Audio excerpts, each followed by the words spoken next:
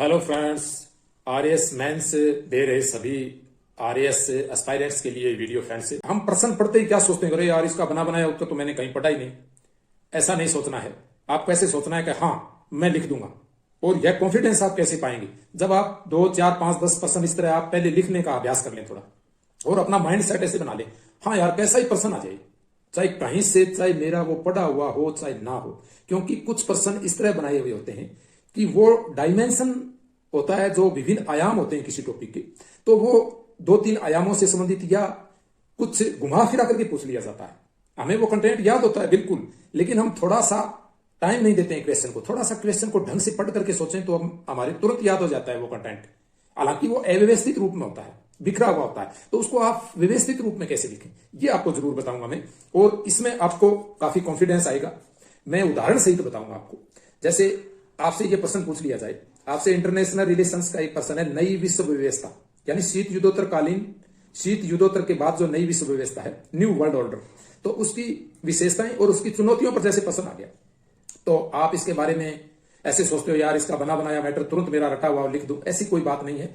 ऐसे रटे हुए में कम नंबर आते हैं। आप अपनी जो मौलिकता से लिखोगे ना, जो भी आपके दिमाग में कंटेंट आ रहे हैं, जो भी आपको इसका जो ओवरव्यू है, यानी जो कुछ भी आप जानते हैं नई विश्व व्यवस्था क्या है शीत युद्धोत्तर के बाद की, उसमें यूएसए की भूमिका आप सभी जानते हो। वो अंतरराष्ट्रीय पुलिसमैन के रूप में रहता है, दादा के रूप में। तो आपको पता है कि दादागिरी के रूप में विश्व के अंदर यूएसए का बोलबाला है।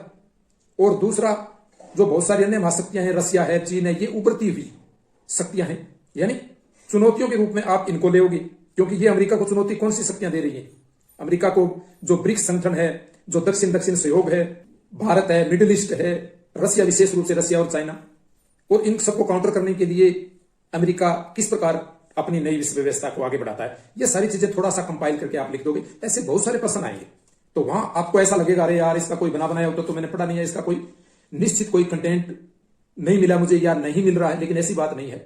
आप न्यूज़पेपर्स पढ़ते हैं, आप मंथली मैगजीन पढ़ते हैं, आप बहुत सारी किताबें जो पढ़ोगे उन्हीं से ही संयुक्त करके, कंपाइल करके, व्यवस्थित करके आप लिख सकते हो। और किसी भी क्वेश्चन का उत्तर बहुत ज्यादा व्यवस्थित लिखने की कोशिश करने की जरूरत नहीं होती है। आप थोड़ा सा सोचें आप उस पर, हाँ, फिर आपको ऐसा लगेगा हाँ यार इसका जो इकोनॉमिक आयाम है, इसका जो पॉलिटिकल डायमेंशन है, इसका जो सोशल डायमेंशन है, इसका जो जिसको बोलते हैं रणनीतिक जो डायमेंशन जिसको बोलते हैं, ओवरऑल इस पे प्रश्न की डिमांड क्या है। तो इसमें प्रश्न की डिमांड क्या है? नई विश्व व्यवस्था। तो नई विश्व, इस प्रश्न में ही उत्तर निहित है। नई का मतलब वर्तमान के अंदर, जो इन्हीं 15-20 सालों के अंदर, 30 सालों में, यानी शीत युद्ध के बाद। तो व्यवस्था का मतलब किस प्रकार सिस्टम बना हुआ है विश्व का, इसको आपको बताना है। तो इसमें आपको सबसे पहले यही लिखना है कि सोवियत संघ के विघटन के बाद विश्व के अंदर एकल महाशक्ति के रूप में अमेरिका अंतरराष्ट्रीय पुलिसमैन के रूप में एकल प्रभुत्व की भूमिका एवं अन्याय के विरुद्ध कार्रवाई करने की घोषित नीति ही नई विश्व व्यवस्था। यह नीति घोषित किसने की? सीनियर जॉर्ज बुश ने। उसने कहा कि अमेरिका जहां कहीं भी अन्याय होगा, युद्ध होगा, आक्रमण होगा किसी देश पे, अमेरिका उसमें भाग लेगा और आक्रमणकारी देश के विरुद्ध कार्रवाई करेगा। नाटो पर किसका वर्चस्व है? नाटो में अमेरिका का ही वर्चस्व है, नाटो देशों में। तो आपको यही लिख देना है। संक्षिप्त में लिखोगे तो 2 लाइन में लिख दो आप, विश्व में अंतरराष्ट्रीय पुलिसमैन के रूप में एकल महाशक्ति के रूप में अमेरिकी वर्चस्व है। ये थोड़ा सा मैंने कंपाइल करके लिखा है ताकि आपको बता सकूं। तो इसका सीधा सीधा लिख दो। आपको व्यवस्थित ज्यादा करने की जरूरत नहीं। आपको पता है अमेरिका किस प्रकार नई विश्व व्यवस्था की स्थापना करता है, उसको पता है। सैन्य वर्चस्व अमेरिका का, आर्थिक वर्चस्व अमेरिका रखता है बहुराष्ट्रीय कंपनियों के द्वारा, ठीक है, तेल कूटनीति के द्वारा और इसका सांस्कृतिक जो इसका वर्चस्व है। हम कुछ अभियान याद हो, ऑपरेशन इनफाइनाइट रीच, जैसे ऑपरेशन डेजर्ट स्टॉर्म, और एक ऑपरेशन काफी चर्चित रहा था अमेरिका का, ऑपरेशन एंड्यूरिंग फ्रीडम, जो अलकायदा और तालिबान के विरुद्ध यूएसए ने चलाया। निरपेक्ष आंदोलन आपके, ये एक विश्व उपव्यवस्था के रूप में, ये चुनौती के रूप में लिखो आप। आपको पता है गुटनिरपेक्षता, तो इसका चुनौती के रूप में गुटनिरपेक्षता लिख दो। चुनौती के रूप में यूएनओ की भूमिका भी एक चुनौती के रूप में होती है। यूएनओ में भी अमेरिका को, हालांकि यूएनओ में भी अमेरिका का काफी वर्चस्व है, लेकिन फिर भी वहां महासभा है, यूएन सिक्योरिटी काउंसिल है, उसमें अमेरिका के विरुद्ध प्रस्ताव पारित होते हैं। चाइना है, रूस है, उसको काउंटर करते हैं। तो इस प्रकार यूएनओ भी एक चुनौती के रूप में है। तो वहां क्या है, ये जो वीटो पावर है, तो इस वीटो पावर भी अमेरिका को कहीं ना कहीं चुनौती देती है, क्योंकि वीटो पावर रसिया को भी प्राप्त है, चीन को भी प्राप्त है। तो ये अमेरिका को काउंटर कर देते हैं वहां अगर कोई प्रस्ताव पारित होता है। तो आर्थिक क्षेत्र में आसियान है, सार्क है, दक्षिण दक्षिण सहयोग है, पूरे वहां अपना डायमेंशन, अपने मस्तिष्क को आप घुमाओ, अपनी सोच को आप विस्तृत करो। और कौन से बहुध्रुवीय विश्व व्यवस्था अमेरिका को चुनौती दे रही है? एक ध्रुवीय विश्व व्यवस्था। नई विश्व व्यवस्था क्या है? एक ध्रुवीय विश्व व्यवस्था की स्थापना अमेरिका करना चाहता है। एकल महाशक्ति के रूप में वह अंतरराष्ट्रीय पुलिसमैन की भूमिका में है भी, और इसको बनाए रखना भी चाहता है, और इसको और मजबूत करना चाहता है विभिन्न क्षेत्रों में, हिंद महासागर क्षेत्र में, प्रशांत महासागर क्षेत्र में। तो किस तरह कर रहा है वो? यहाँ क्वेड बनाया है उसने, ऑस्ट्रेलिया है, जापान है, भारत है और आप स्वयं है उसमें 4 देशों में। क्वेड का मतलब 4 देशों का समूह है। और हिंद महासागर क्षेत्र में डिएगो गार्सिया में, इस जापान में और में जितने भी जापान के कुछ द्वीप हैं, दक्षिण चीन सागर के आसपास भी बहुत सारे द्वीपों पर अमेरिका का वर्चस्व है। तो ये आपको थोड़ा सा लिख देना है। पाकिस्तान में भी चीन को काउंटर करने के लिए जो सीपैक है, जो BRI है, ये जो बॉर्डर रोड इनिशिएटिव जो है जिसको सीपैक बोलते हैं, यानी चाइना पाकिस्तान इकोनॉमिक जो कॉरिडोर बन रहा है, इसको बंद करने के लिए पाकिस्तान को अपने पक्ष में करना चाहता है। हाल ही में इमरान खान से अमेरिका के दूत मिले हैं। तो इस प्रकार से आपको बहुत सारी चीजें याद होनी चाहिए। उसको लिख दो। बहुदलीय विश्व व्यवस्था, एक आर्थिक राजनीति की बढ़ती भूमिका, वैश्विक आतंकवाद, ये अमेरिका के लिए चुनौती है। घरेलू चुनौती के रूप में अमेरिका में लिख दे। घरेलू चुनौतियां क्या है? आर्थिक संकट, बेरोजगारी, मंदी और अमेरिका उसका खुद का जो राजनीतिक जो व्यवस्था है, उसकी जो संवैधानिक व्यवस्था है, उसमें अमेरिका को विदेशिक मामलों में भी कांग्रेस की सहमति की जरूरत होती है। तो ये आप चीजें, साइबर, ट्रेड वार आदि। तो इस प्रकार से निष्कर्ष के रूप में लिख दो। परमाणु शस्त्रीकरण और आर्थिक वैश्वीकरण के बढ़ते महत्व और बहुध्रुवीय विश्व ने अमेरिकी वर्चस्व को चुनौती दी है, परंतु इसके बावजूद भी यूएस से है वो एकल महाशक्ति के रूप में एवं अंतर्राष्ट्रीय पुलिसमैन की भूमिका निभा रहा है। जैसे वर्तमान में आप इजराइल, गाजा संकट, यूक्रेन, रशिया संकट के दौरान यूक्रेन की सहायता करना, मिडिल ईस्ट के अंदर जैसे रशिया पर प्रतिबंध लगाना, आर्थिक प्रतिबंध लगाना, किसी भी देश पर, विश्व के बहुत सारे देश है वो रशिया से तेल नहीं खरीद सकते, अपने मातहत के रूप में अपने सबॉर्डिनेट, अपने अधीनस्थ रखना बहुत सारे देशों को, ये अमेरिका की नीति रही है।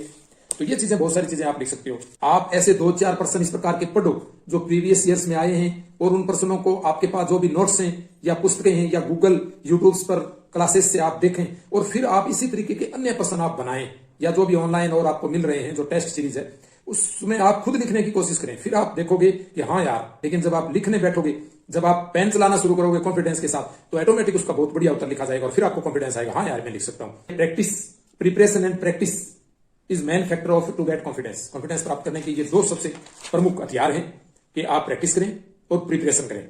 और आप ऐसा मत सोचें कि यार मेरे को तो इसमें कोई रटा रटाया प्रश्न ही मुझे मिले।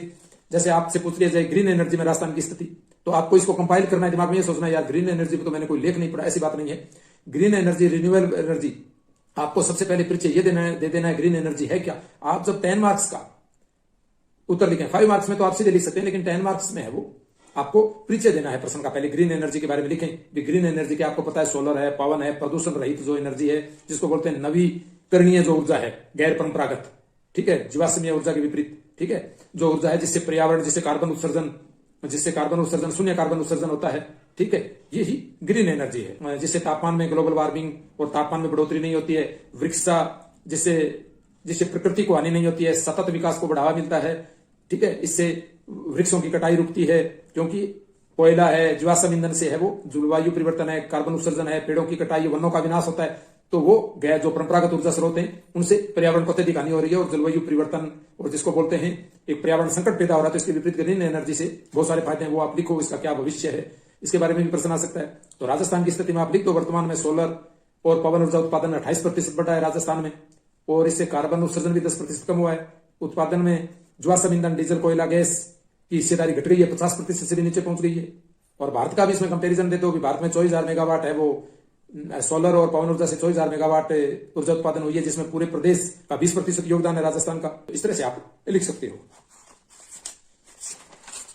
तो आप इधर उधर से समाचार पत्र पढ़ते हो, कुछ न्यूज़पेपर से या टीवी के अंदर न्यूज सुनते हो, उन्हीं को ही आप लिख सकते हो अपने हिसाब से। ये भी कंटेंट अगर हमें ऐसा लगता है ये अव्यवस्थित है, अव्यवस्थित नहीं होता है। पर्सन को आप ढंग से पढ़ोगे तो आपके वो चीजें, बहुत सारी चीजें याद आएंगी। उसका आर्थिक डायमेंशन, उसका पॉलिटिकल डायमेंशन, उसका सांस्कृतिक, सारे पक्ष पर आप सोचोगे तो आपका उत्तर है वो 1 या 2 मिनट में तैयार हो जाएगा। 1 या 2 मिनट टाइम दो, आप प्रश्न पढ़ के सोचो, हाँ यार मैं कैसे शुरुआत करूं और आगे इसके कौन से की पॉइंट्स लिखूंगा, फिर इसका निष्कर्ष कैसे दूंगा। इस प्रकार थोड़ा सा आप ड्राफ्टिंग कर ले, इसके बाद आप निश्चित रूप से लिख दोगे। और पहले 5-10 प्रश्नों का ऐसे अभ्यास कर लोगे ना, तो फिर आपका कॉन्फिडेंस लेवल हाई होगा।